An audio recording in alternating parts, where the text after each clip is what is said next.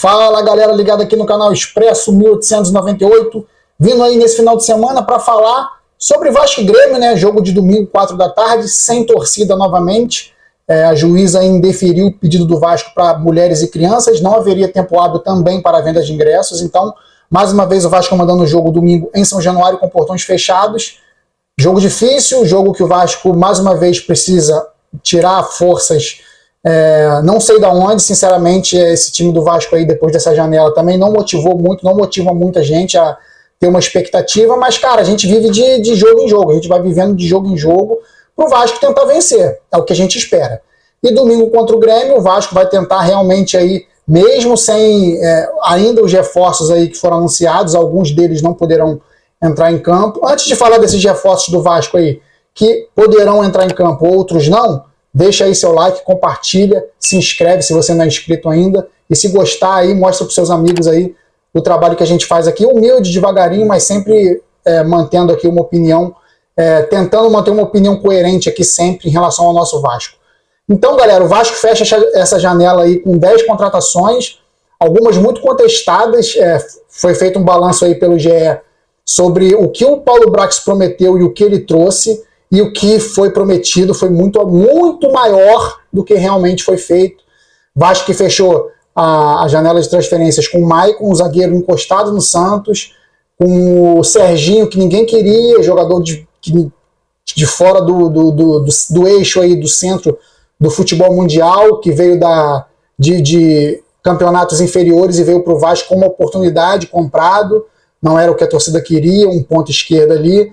O Medel, o Paulinho e o Praxedes. O Medel, o jogador livre, o jogador que saiu do Bolonha, foi tentada a contratação, foi tentado o oferecimento dele para alguns clubes, foi oferecido, na verdade, para alguns clubes da Espanha, não quiseram. Paulinho veio porque é vascaíno, quis esse desafio, a gente não tem muita informação sobre o desenvolver da carreira dele, porque ele ficou num futebol também sem muita expressão, que é o futebol árabe. Então o Paulinho veio porque é vascaíno, esse aí é uma incógnita, mas também não era o sonho do torcedor vascaíno. Paulinho, ninguém tinha ouvido falar. O Praxedes, um jogador que veio emprestado para se recuperar no Vasco, mais um problema. O Vasco não precisa de jogador para se recuperar, o Vasco precisa de jogador para resolver dentro de campo. E o Praxedes, por mais que a gente queira que ele se desenvolva melhor, faça um bom campeonato aí até o final do ano, que é o empréstimo dele, é difícil, cara. Um jogador que estava na reserva do Red Bull Bragantino também não traz muito otimismo para o torcedor. E os atacantes, né, como eu falei, o Serginho, que não era um sonho de consumo da torcida, Serginho, que veio como uma oportunidade de mercado, o Sebastião Ferreira, que já até estreou contra o Corinthians, uma movimentação interessante, mas ainda assim precisando de ritmo de jogo, e o Veguete também, que foi anunciado anteontem, essas últimas duas contratações do Veguete e do Rossi, para compor esse elenco do Vasco. Cara, o Vasco trouxe 10 jogadores para compor, o Vasco não trouxe ninguém para resolver. Isso que faz a gente ficar muito preocupado com relação à mudança de nível do Vasco no campeonato. Eu acredito pouco que isso vai acontecer, muito pouco, apesar de torcer muito para que aconteça. As promessas do Paulo Brax, de Lanzini, de Carrascal, tentativas de Diego Costa, tentativas de Falcão Garcia, tentativas de Luciano Vieto, e não deu certo, porque jogadores grandes de níveis 8, 9 no mercado não vem para um clube que é devedor, um clube que está na lanterna do campeonato, com problemas internos sérios. Então foram 10 contratações, essas que eu mencionei anteriormente, que vêm para compor o elenco do Vasco, que já era feito de jogadores de composição. Então tudo isso faz com que eu pense, e a gente também não tenha muito otimismo que o Vasco vai mudar de nível, sendo repetitivo aqui no que eu venho falando, mas a última esperança do torcedor vascaíno, se assim pode dizer, é o nosso técnico, porque o Dom Ramon, ele pode realmente mudar, pelo menos fazer uma basezinha ali de um futebol um pouco melhor, que ele já esboçou fazer isso, 2 tentativas de esquemas táticos diferentes, contra Atlético Paranaense e contra Corinthians, que não surtiram muito efeito, mas ele está chegando agora, ele vai ter que testar e vai ter que trocar o pneu com o carro andando. Então pode ser que ele encaixe em algum momento essa formação. Acho que o Medel ali na cabeça de área não funcionou, com 3 zagueiros principalmente não funcionou, que ele se confunde com a zaga, ele que jogava de zagueiro, joga de zagueiro na seleção do Chile, então ele pode ser até deslocado como o líbero aí dos 3 zagueiros, e o meio campo tendo outro jogador aí para ser o cabeça de área, não o Medel, junto aí com o Capasso e com o Léo. Então pode ser uma tentativa de tentar esse encaixe aí desse time do Vasco, com muitas contratações, contratações que algumas o Ramon Dias aprovou, caso do Rossi, que jogou contra ele no mundo árabe, e foi bem. Então ele cacifou aí a contratação do Rossi, pediu o Veguete, que veio, pediu outros jogadores que o Paulo Brax e a diretoria tentaram, que não deu certo, mas o Veguete foi um deles que ele quis. Sebastião Ferreira jogou com ele no Paraguai. Então pode ser que com alguns desejos, alguns poucos desejos do Ramon Dias sendo atendido, ele consiga achar esse encaixe. Então, é o que eu digo, o último sopro de esperança é o Dom Ramon conseguir dar jeito nesse time, porque o elenco por si só do Vasco é fraco, ainda está devendo, não tem um camisa 10 ainda, não tem um meio armador. O que eu costumo dizer é que um técnico não ganha um jogo sozinho. Ele perde um jogo, ele pode perder um jogo. O Ramon Dias, nesses 2 primeiros jogos, perdeu o jogo. Mas ele perdeu o jogo não foi porque ele montou um esquema tático falho, foi porque ele estava conhecendo o elenco, ele fez um treinamento ali específico de cada esquema e o Vasco conseguiu jogar bola, só que o que pesou no final das contas foi a qualidade técnica. A qualidade técnica é um fator fundamental para um esquema tático funcionar. O jogador tem que achar o passe, o jogador tem que se posicionar melhor. E foi tudo que ele tentou fazer com esquemas táticos que a gente via o desenho, mas a gente não via a execução. Então esse é o resumo para mim dos 2 jogos do Ramon Dias, por isso que eu digo que ele não é o culpado.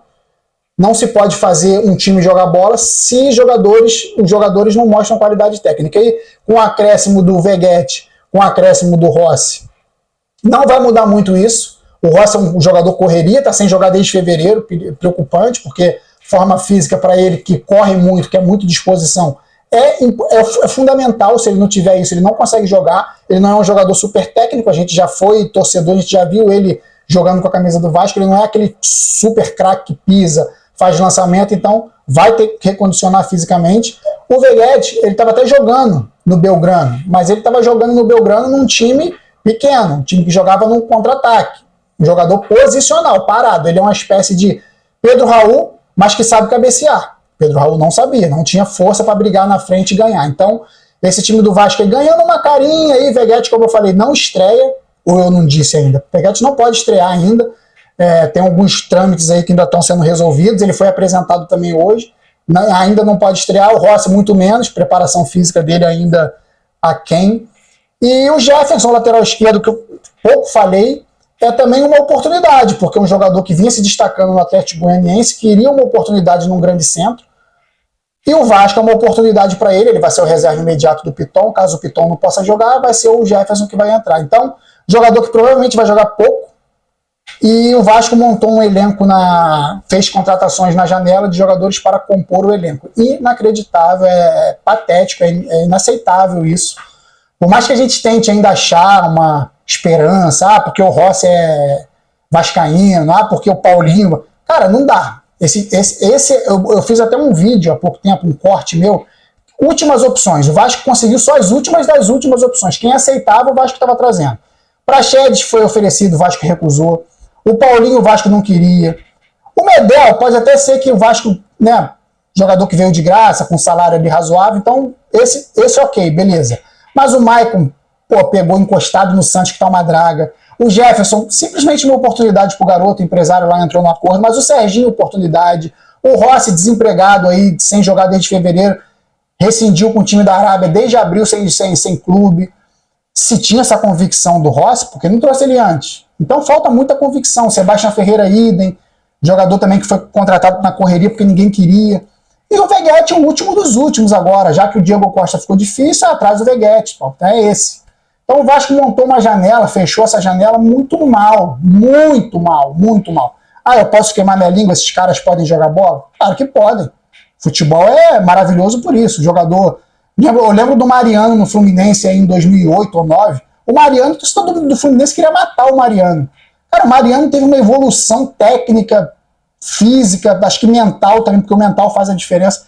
Que o Mariano se tornou um dos melhores jogadores do Fluminense, foi para a Europa, jogou em alguns clubes médios a grandes aí da Europa, fez uma carreira de sucesso, veio para o Atlético, campeão brasileiro da Copa do Brasil. Então, cara, o jogador pode talvez ali com 25, 26 anos, ainda desabrochar um pouco mais tarde do que o normal. Mas é difícil, cara, é muito difícil, é uma agulha no palheiro, e o Vasco não pode ter essa... Não pode se dar esse luxo de tentar jogadores como agulha no palheiro. O Vasco tem que ter assertividade, tudo que o Vasco não teve no mercado. Então, como eu falei, a janela abriu dia 3 de julho, terminou dia 3 de agosto. Todos esses jogadores que o Vasco pegou, faça aí uma média você. Tem a sua opinião, tem a sua cabeça. Todos eles, você pegaria e falaria assim, esse pega e veste a camisa e joga. Todos. Eu não tenho convicção de nenhum. Pegar a camisa e jogar, nenhum. Vamos lá, Medel terminou o contrato no Bolonha, ninguém quis na Europa. Jogador que está em decadência, declínio, fez 36 anos agora. Não chegaria para vestir camisa num time bom. Não pegaria a camisa. Paulinho idem, Praxedes idem, reserva no Red Bull, não precisa falar mais nada. Jefferson de um time da Série B, Maicon reserva no Santos. Serginho de um mercado totalmente desconhecido, novo. Rossi sem jogar desde fevereiro, desempregado desde maio. Sebastião Ferreira e Veguete, talvez aí entre uma discussão aí que possam chegar num time mais arrumadinho, porque são centroavantes, para tentar resolver. Então, cara, de 10 jogadores que eu falei aqui, só 2 dá para discutir, que é o Sebastião Ferreira e o Veguete. Só 2. O resto, só para discutir, tá? O resto não entra para ser titular em nenhum time que seja arrumadinho, que seja direitinho. Então o Vasco foi péssimo na janela, Paulo Brax péssimo na janela. Dizem que vai até sair do cargo, né, depois de fechar todo o processo. Acho que pode inscrever jogadores que estejam livres. A janela já fechou de transferência. Jogadores que estejam livres podem fechar até 25 pode se inscrever até dia 25 de agosto. Então o Vasco tem aí mais 20 dias para tentar inscrever mais alguém que esteja livre. Falou-se muito no Luciano Vieto. A torcida do Vasco foi lá invadir o Instagram do Luciano Vieto, que jogou com o Dom Ramon no time da Arábia Saudita, que eu não me recordo o nome agora. E a torcida do Vasco invadiu o Instagram do ponta ali, do pontinha Luciano Vieto, que pode jogar como 10 também. E mais de 100 mil comentários para ele vir jogar no Vasco. A torcida do Vasco é uma torcida incrível, cara, inacreditável. Eu sou um desses que fui lá e falei, vem ser feliz no Rio. Então, Luciano Vieto aí, quem sabe, invadindo o Instagram, ele que dizem que ficou balançado pela proposta do Vasco, que já foi feita, porém a esposa dele não quer se mudar, não quer sair da Espanha. Negociação difícil, mais uma aí, pouco provável que o Vasco consiga.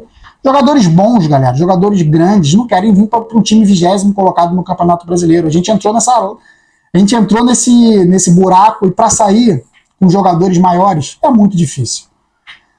Falando sobre o jogo de domingo, galera, então Vasco e Grêmio em São Januário, eu não faço a menor ideia da escalação, nem pensei nessa escalação aqui, então não vou nem trazer nada. Eu vim aqui mais para falar mesmo da janela do Vasco, da falta de torcida, que faz a diferença, né? O Vasco não ter torcida é ruim, porque a torcida do Vasco faz a diferença realmente.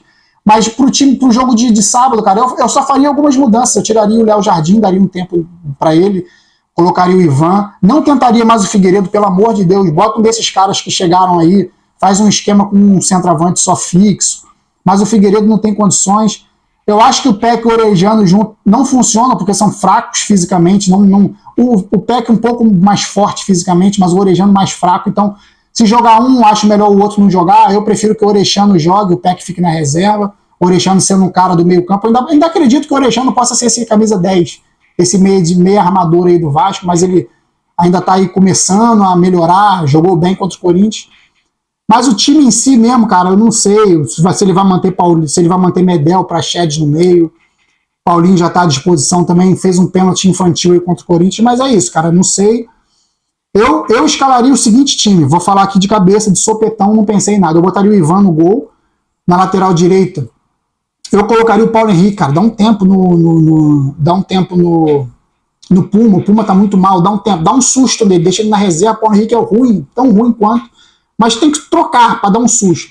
Botaria o Paulo Henrique na direita, botaria na zaga.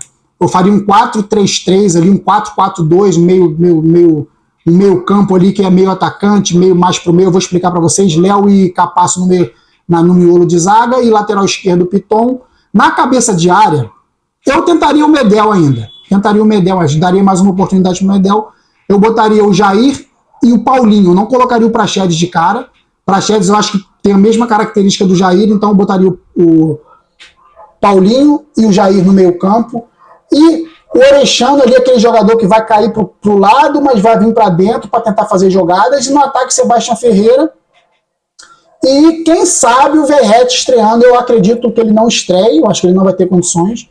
Mas se não puder estrear, eu iria com o Sebastião Ferreira e colocaria ali pro lado esquerdo, ele jogando ali como ponta esquerda, o Eric Marcos. Voltaria com o Eric Marcos, jogador leve, jogador solto, para dar um balanço ofensivo legal pro Vasco. Eu daria um tempo pro Figueiredo, tá mal. Então meu time seria Ivan, Paulo Henrique, Capácio e Léo, Piton, Medel, Jair e Paulinho, Orexano, o Sebastião Ferreira e o Eric Marcos. Esse seria meu time para domingo. Não sei o que o Ramon Dias vai pensar, mas esse seria o meu time. Pode ter muitas alterações, é só manter aqui de cabeça, que eu acho que pode funcionar. Daria um tempo pro PEC, daria um tempo pro Figueiredo. A cabeça deles eu acho que está meio mal, eles estão meio para baixo. Isso é ruim pro elenco, então eu tentaria dar uma desanuviada aí no time, tirando esses caras mais pesados assim de cabeça, colocando jogadores que possam entrar mais leves. O Rossi voltando naturalmente, ele pode pegar essa ponta direita aí que o Dom Ramon gosta de jogar, mas o Rossi acho que vai demorar um tempinho, tá sem jogar desde fevereiro, galera, muito tempo. Então é isso, galera, Vasco e Grêmio domingo, eu volto pro pós-jogo. Jogo difícil, não sei se o Grêmio vem com o Soares, o Grêmio que já vai jogar com o Flamengo daqui a 2 semanas, então ele vai vir com o time provavelmente completo, não vai poupar ninguém. Jogo difícil, o Vasco não pode nem pensar em perder ponto, vencer o Grêmio. Porque o caminho já está muito difícil e pode piorar se o Vasco não conseguir vencer. É isso, galera. Obrigado aí mais uma vez pela audiência. Saudações vascaínas sempre. Fui!